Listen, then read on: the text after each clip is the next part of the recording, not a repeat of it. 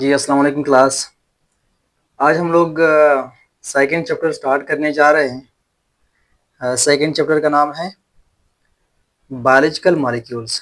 ठीक है, इस चैप्टर में मैं आपको सबसे पहले 5 टॉपिक्स पढ़ाऊंगा। पहले टॉपिक का नाम है इंट्रोडक्शन टू बायोकेमिस्ट्री, ये हम लोग डिटेल्स में पढ़ेंगे। फिर उसके बाद हम लोग पढ़ेंगे बायोमॉलिक्यूल्स के बारे में कि बायोमॉलिक्यूल्स क्या है। ठीक है, उसके बाद हम लोग पढ़ेंगे इम्पोर्टेंस ऑफ कार्बन इस चैप्टर में। चौथा topic importance of H2O, water के बारे में हम लोग पढ़ेंगे, जो one of the most important topic है इस चैप्टर का। ठीक है, जो एंट्री टेस्ट के लिए और एग्ज़ाम के हवाले से बहुत बहुत इम्पॉर्टेंट है, ख़ासकर MCQs के हवाले से और क्वेश्चंस के हवाले से। ये टॉपिक, इस पर आप लोग अभी से स्टार लगाएं। ठीक है, ये बहुत इंपॉर्टेंट टॉपिक है, इससे एंट्री टेस्ट में बहुत ज़्यादा MCQs रिपीट होते हैं। ऑर्गेनिक कंपाउंड्स में हम लोग 4 चीज़ें पढ़ेंगे। प्रोटीन्स के बारे में पढ़ेंगे, कार्बोहाइड्रेट्स के बारे में पढ़ेंगे, लिपिड्स के बारे में पढ़ेंगे और न्यूक्लिक एसिड के बारे में हम लोग पढ़ेंगे। सबसे पहला टॉपिक इस चैप्टर का पहला टॉपिक है इंट्रोडक्शन टू बायोकेमिस्ट्री। इसमें हम लोग क्या पढ़ेंगे? सबसे पहले बायोकेमिस्ट्री की डिफिनेशन करेंगे कि बायोकेमिस्ट्री है क्या। Biochemistry the study of chemical processes या chemical reaction in a living organism is called biochemistry. Living organism के अंदर जितने भी रिएक्शंस होते हैं, किसी चीज़ का तोड़ना, किसी चीज़ का बनना, ठीक है, इन तमाम प्रोसेसेस को मिला के, इन तमाम रिएक्शंस को मिला के हम इसको क्या कहते हैं? बायोकेमिस्ट्री कहते हैं। और ये चीज़ें हम लोग बायोकेमिस्ट्री में पढ़ते हैं। लिविंग ऑर्गेनिज्म में कौन से रिएक्शंस पाए जाते हैं, कौन से रिएक्शंस होते हैं? Types of reaction in living organism, ये हम लोग अभी डिटेल में पढ़ेंगे। सबसे पहला आते हैं मेटाबॉलिज्म पे। मेटाबॉलिज्म है क्या? All the chemical reaction taking place within a cell are collectively called metabolism। Living organism के सेल्स में जितने भी केमिकल्स रिएक्शंस होते हैं, ठीक है, उसको हम लोग कलेक्टिवली क्या कहते हैं? मेटाबॉलिज्म कहते हैं। मेटाबॉलिज्म के टाइप्स पढ़ेंगे कि मेटाबॉलिज्म के कौन कौन से टाइप्स हैं। ठीक है, मेटाबॉलिज्म के मेनली बॉडी के अंदर 2 टाइप्स हैं। सबसे पहला टाइप जिसको हम लोग एनाबॉलिज्म कहते हैं। ठीक है, एनाबॉलिज्म क्या है? A type of reaction in which small molecules, वो रिएक्शन जिसमें स्मॉल मॉलिक्यूल्स ज्वाइन होते हैं आपस में, क्या बनाते हैं? लार्ज मॉलिक्यूल्स बॉडी के अंदर, उसको हम लोग कौन सा रिएक्शन कहते हैं? एनाबॉलिज्म रिएक्शन कहते हैं। ठीक है, एनाबॉलिज्म रिएक्शन के एग्जांपल कौन कौन से हैं आते हैं? सबसे पहले ये पढ़ते हैं। पहला एग्जांपल, अमाइनो एसिड, जो क्या है? Building block of proteins, small molecules हैं, वो दूसरे अमाइनो एसिड से मिलते हैं तो क्या बनाते हैं? प्रोटीन्स, जो कि एक बड़ा मॉलिक्यूल्स है, मैक्रो मॉलिक्यूल्स है। इस तरह ग्लूकोज जब दूसरे ग्लूकोज के साथ मिलते हैं आपस में, और वो ग्लूकोज किसी और ग्लूकोज के साथ आपस में मिलते हैं, इस तरह ज्यादा ग्लूकोज इसी तरह आपस में मिलते हैं तो क्या बनाते हैं? कार्बोहाइड्रेट्स बनाते हैं। ठीक है, कार्बोहाइड्रेट्स क्या है? वो एक मैक्रो मॉलिक्यूल्स है। ठीक है, अच्छा, तीसरा एग्जांपल, फैटी एसिड, जो बिल्डिंग ब्लॉक ऑफ लिपिड्स है, ये आपस में एक दूसरे के साथ मिलते हैं, एक बड़ा मॉलिक्यूल्स बनाता है, मैक्रो मॉलिक्यूल्स, जिसको हम लोग क्या कहते हैं? लिपिड्स कहते हैं। एनाबॉलिज्म का एक चौथा एग्जांपल फोटोसिंथेसिस भी है, जो बुक में दिया गया है। ठीक है, फोटोसिंथेसिस में क्या होता है? कार्बन डाइऑक्साइड मिलता है किस चीज के साथ? वाटर मॉलिक्यूल के साथ, in the presence of light. ठीक है, ये क्या बनाता है? C6H12O6। किस चीज का फार्मूला है? ग्लूकोज का। तो इट मींस फोटोसिंथेसिस के थ्रू कौन सा चीज बना? ग्लूकोज बना, ठीक है, साथ में ऑक्सीजन भी बना। दूसरा टाइप मेटाबॉलिज्म का, दूसरा टाइप है कैटाबॉलिज्म। कैटाबॉलिज्म क्या है?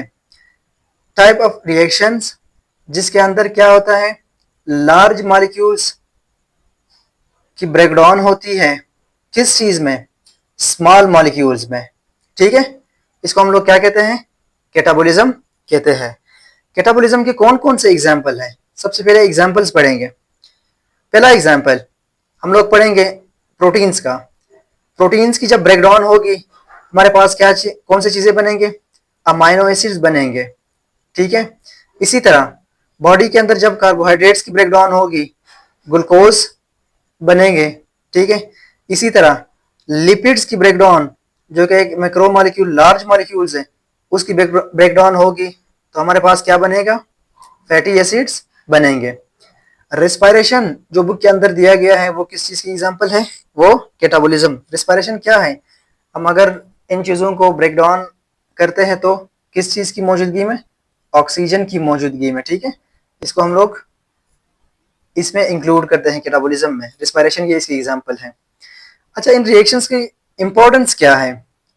इंपॉर्टेंस इन रिएक्शंस की क्या है? सबसे पहला इंपॉर्टेंस पढ़ेंगे। सेल्स क्या करते हैं? वो टेकिंग सब्सटेंसेस को लेते हैं, वो क्या करते हैं? Change them chemically in a various वे, ठीक है।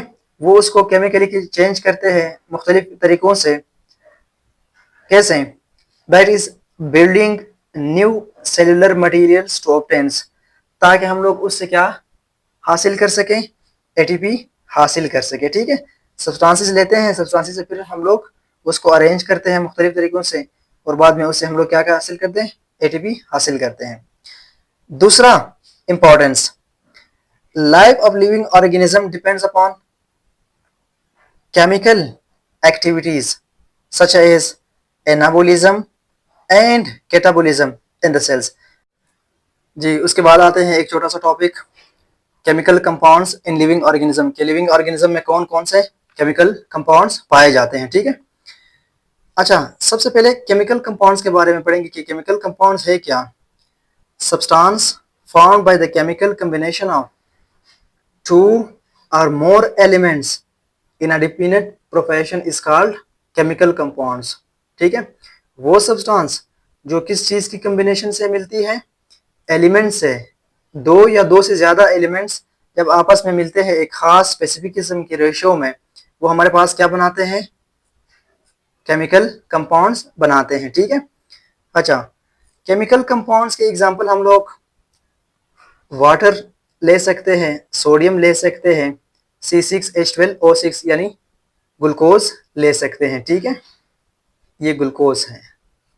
अच्छा, अब इसमें एक स्पेसिफिक रेशो है कि आपने 2 हाइड्रोजन लेनी है, 1 ऑक्सीजन लेनी है। इसी तरह सोडियम क्लोराइड का, इसी तरह ग्लूकोज में आपने 6 कार्बन, 12 हाइड्रोजन और 6 ऑक्सीजन लेने हैं, तब जाके आपके पास क्या बनेंगे? एक मॉलिक्यूल्स ऑफ ग्लूकोज बनेगा। अच्छा, टाइप्स इन लिविंग ऑर्गेनिज्म किस चीज के? केमिकल कंपाउंड्स के। मोस्टली 2 टाइप्स पाए जाते हैं केमिकल कंपाउंड्स के बॉडी के अंदर। एक है ऑर्गेनिक कंपाउंड्स, ठीक है, दूसरा है इनऑर्गेनिक कंपाउंड्स। ऑर्गेनिक कंपाउंड्स क्या है? Such a compounds having carbon, hydrogen and oxygen. वो कंपाउंड्स जिसके अंदर ये 3 कार्बन, हाइड्रोजन एंड ऑक्सीजन पाए जाते हो, उनके स्ट्रक्चर्स में, उसको हम लोग क्या कहते हैं? ऑर्गेनिक कंपाउंड्स कहते हैं। उसके बाद इसके एग्जाम्पल पे आते हैं। एग्जाम्पल क्या है इनके, ठीक है। सबसे पहला एग्जाम्पल प्रोटीन्स है। प्रोटीन्स क्या है? ये एक ऑर्गेनिक कंपाउंड्स है, इसके अंदर कार्बन, हाइड्रोजन एंड ऑक्सीजन मौजूद है। इसी तरह कार्बोहाइड्रेट्स के अंदर भी कार्बन, हाइड्रोजन एंड ऑक्सीजन मौजूद है। लिपिड्स के अंदर भी कार्बन, हाइड्रोजन एंड ऑक्सीजन मौजूद है। ये न्यूक्लिक एसिड जिसको हम लोग कंबाइन करके डीएनए और आरएनए भी कहते हैं, इनके अंदर भी ये चीजें, ये एटम्स पाए जाते हैं, ठीक है। इसको इसीलिए हम लोग ऑर्गेनिक कंपाउंड्स कहते हैं। अच्छा, इनऑर्गेनिक कंपाउंड्स क्या है? इनऑर्गेनिक कंपाउंड्स वो कंपाउंड्स जिसके अंदर carbon, hydrogen and oxygen together नहीं पाए जाते, ठीक है। इसको हम लोग क्या कहते हैं? इनऑर्गेनिक कंपाउंड्स कहते हैं। इनऑर्गेनिक कंपाउंड्स की एग्जांपल है हमारे पास वाटर, ठीक है, एंड साल्ट जिसमें सोडियम क्लोराइड आती है, ठीक है। अच्छा, इसमें वाटर में हाइड्रोजन और ऑक्सीजन तो है लेकिन कार्बन तो नहीं है ना, हम लोगों ने क्या कहा? टुगेदर नहीं पाए जाते, ठीक है। थैंक यू, शुक्रिया। अगर आपको वीडियो अच्छी लगी हो, वीडियो आगे शेयर करें, लाइक एंड सब्सक्राइब कर लें ताकि मुझे मोटिवेशन मिले और मैं आप लोगों के लिए इससे बेहतरीन वीडियो बना सकूं। इसके नोट्स मेरे इंस्टा पेज पे मौजूद होंगे, आप वहां से ले सकते हैं।